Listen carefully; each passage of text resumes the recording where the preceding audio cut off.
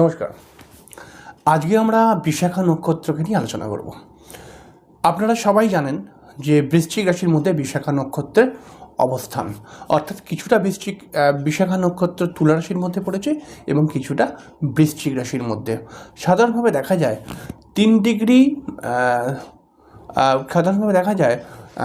10 degree হচ্ছে তুলা রাশির মধ্যে এবং 3 ডিগ্রি 20 মধ্যে হচ্ছে বৃশ্চিকের মধ্যে গেছে।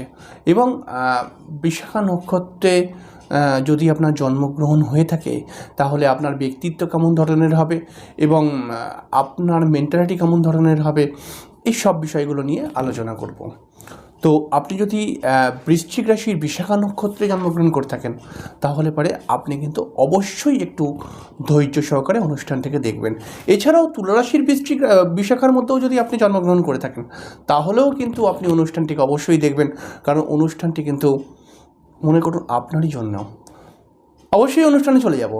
অনুষ্ঠানে যাওয়ার পূর্বে প্রত্যেকবার যে কথাটি বলে থাকি, আপনারা কিন্তু অবশ্যই আমার চ্যানেলে যদি প্রথম হয়ে থাকেন তাহলে অবশ্যই চ্যানেলটিকে সাবস্ক্রাইব করে দেবেন, কারণ আমি নিত্য নতুন বিভিন্ন জ্যোতিষের অনুষ্ঠান, বিভিন্ন জ্ঞানমূলক জ্যোতিষের অনুষ্ঠান, তন্ত্র সম্পর্কীয় অনুষ্ঠান এবং নানান টিপস নিয়ে আলোচনা করেই থাকি।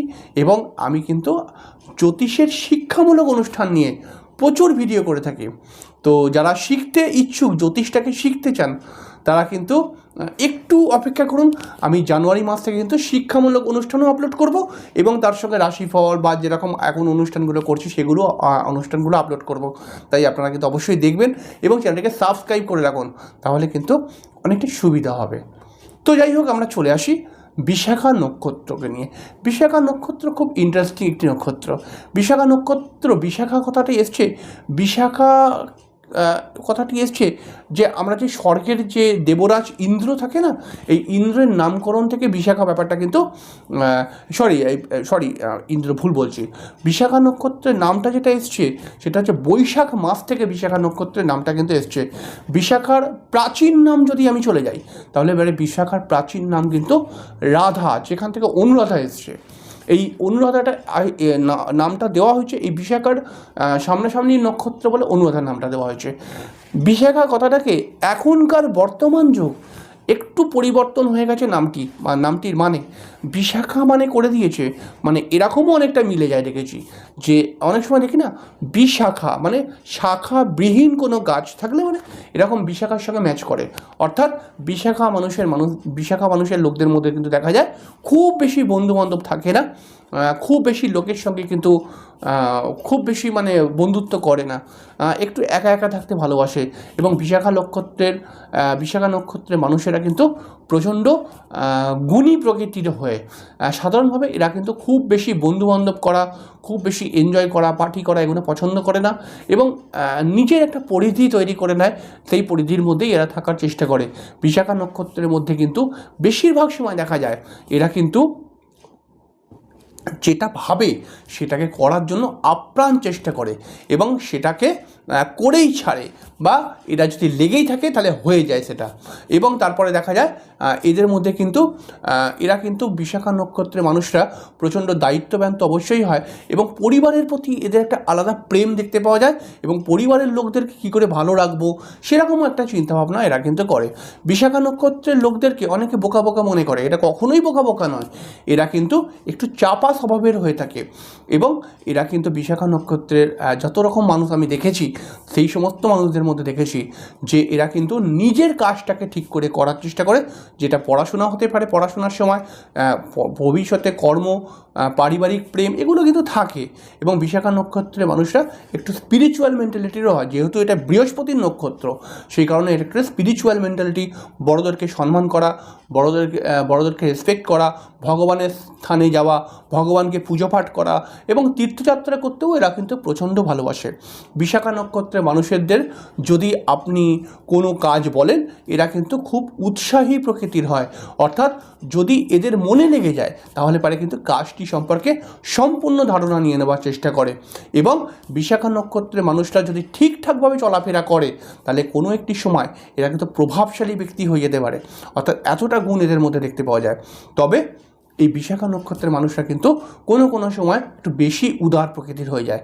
এবং বিশাখা নক্ষত্রের মানুষদের মধ্যে দেখেছি যে যারা অসহায়, যাদের সাহায্যের দরকার, তাদেরকে এরা একটু বেশি সাহায্য করতে চলে গিয়ে নিজের অনেক ক্ষয়ক্ষতি করে ফেলে। অর্থাৎ যেখানে সাহায্যর দরকার নেই বা করলে ঠিক হবে না, সেখানেও এরা সাহায্য করতে চলে যায়। বিশাখা নক্ষত্রে এই উদারতার জন্য এদের কিন্তু বাড়িতে বউয়ের সঙ্গে বা মায়ের সঙ্গে মাঝে মধ্যে ঝগড়া হতেও দেখেছি। এবং বিশাখা নক্ষত্রের মানুষেরা সাধারণভাবে সৎ হয়। যদি সেই জন্মছকের মধ্যে বৃহস্পতি পীড়িত না হয়, তাহলে বিশাখা নক্ষত্রের জন্ম হলে পারে এমনি সাধারণভাবে বৃশ্চিক রাশিটাই কিন্তু সৎ রাশি একটা বলা যেতে পারে। আমি হাজারবার বলেছি, বৃশ্চিক রাশির মধ্যে মাথা গরম আছে, বৃশ্চিক রাশির মধ্যে রাগ আছে, জেদ আছে, অনেক কিছু আছে। কিন্তু যদি সতের কথা বলেন, সব থেকে 12টি রাশির মধ্যে সব থেকে সৎ রাশি হচ্ছে বৃশ্চিক রাশি। বৃশ্চিক রাশি কিন্তু সততার উপরে জান লড়িয়ে দেয়, এর ফলে ঝামেলা এসে যায় অনেক সময় দেখা যাচ্ছে। কারণ এখন মানুষ তো অতটা সততা যায় না, তাই না? এবং বৃশ্চিক রাশি বিশাখা নক্ষত্রে জন্ম হলে পারে অনেক সময় দেখা গেছে আপনার খরচের হাত একটু বেড়ে যাবে। অর্থাৎ উল্টোপাল্টা খরচ কিন্তু আপনার জীবনে অনেক হয়ে যায়। এবং মানে মানে মানে আপনি উপার্জন করতেও যেমন পারেন, তেমন কিন্তু খরচও করতে পারেন। এবং আপনি নিজে খুব বেশি আনন্দ না করলেও পরিবারের অন্যান্য ব্যক্তিদের আনন্দের জন্য, অন্যান্য ব্যক্তিদের চাহিদার জন্য বা অন্যান্য ব্যক্তিদেরকে খুশি রাখার জন্য আপনি বেশ কিছু টাকা পয়সা খরচা করে দেন। এবং বিশাখা নক্ষত্রে জন্ম হলে পারে অনেক সময় দেখেছি বেশ কিছু টাকা পয়সা আপনার দান ধ্যানের জন্য খরচা হয়ে যায়। অর্থাৎ গরিবকে দিতে ইত্যাদি ইত্যাদি করতে দান ধ্যানের জন্য খরচা হয়ে যায়। আমি যদি কথা বলি তাহলে পারে বিশাখা নক্ষত্র আমার চোখে কিন্তু খুব ভালো নক্ষত্র। যদিও বা এই নক্ষত্রটি একটি রাক্ষসগণের নক্ষত্র, কিন্তু বিশাখা নক্ষত্রের মধ্যে আমি কিন্তু দেখেছি যে অনেক ভালো ভালো মানুষ কিন্তু বিশাখা নক্ষত্রে জন্মগ্রহণ করেছে বা বিশাখা নক্ষত্রের মানুষ অনেক ভালো জায়গায় গেছে। তাই আপনি যদি বিশাখা নক্ষত্রের মানুষ হন, তাহলে পারে ভগবান দত্ত একটি শক্তি কিন্তু আপনার মধ্যে রয়েছে যে কিছু করে দেখাবার। তাই আপনি এই যে সুযোগটাকে আপনি হাতছাড়া করবেন না। আপনি নিজেকে কমজোর মনেই করবেন না। আপনি মনে করবেন যে আমার দ্বারাও অনেক কিছু হতে পারে। এবং আপনি যদি একটু চেষ্টা করেন, তাহলে ভগবান কিন্তু আপনার পাশে অবশ্যই দাঁড়াবে এবং অবশ্যই সাহায্য করবে আপনাকে। তাই আপনি যদি বিশাখা নক্ষত্রের মানুষ হন, তাহলে পরে আমি বলতেই পারি আপনি সত্যিই ভাগ্যবান। যাই হোক, কিছুটা হয়তো বোঝাতে পারলাম। তো পরের দিন আবার একটি নতুন অনুষ্ঠান নিয়ে দেখা করে নেব। অবশ্যই এখানে শেষ করলাম। নমস্কার, অনেক অনেক অনেক ভালো থাকবেন। শুভরাত্রি।